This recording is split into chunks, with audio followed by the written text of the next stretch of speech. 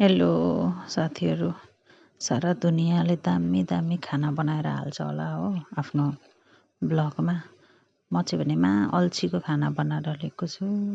आज पानी परेको काम गर्दा गर्दा अल्छी लागेको। अरू के पकाएको भन्दाखेरि गुन्द्रुकको झोल, सबैभन्दा सजिलो। टार्लाक टुर्लुक गरी गुन्द्रुकको झोल पकाएर खाइदिएको आज चाहिँ। बट यसरी अदुवा लसुन हाल्यो, सर्लक्कै झोल हाल्यो अनि गुन्द्रुकको झोल खायो।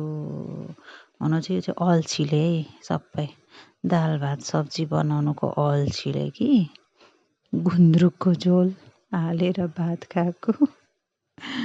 आज चाहिँ मेरो छोरीले पनि हुन्छ खाऊँ न त भनेको भएर चाहिँ गुन्द्रुकको, नै त त्यसलाई मनै पर्दैन यो गुन्द्रुकको झोल, मलाई मात्रै मनपर्छ।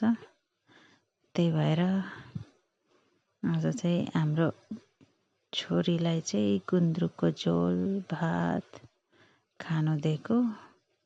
यसरी मजाले उम्लिएर पानी पनि परिरहेको थियो, चिसो चिसो मौसममा छोरीलाई भात पस्किदिँदैछु। गुन्द्रुकको झोल खान्छु आज, पहिलोचोटि भन्यो, त्यही भएर गुन्द्रुकको झोल अनि के अरे उसलाई खुवाउनु पर्यो।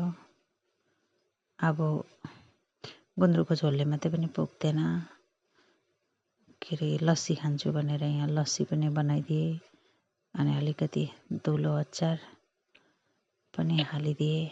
आमाले ल्याइदिएको धुलो अचार हालेर खान्छ अरे। आजको खाना चाहिँ यस्तै हो।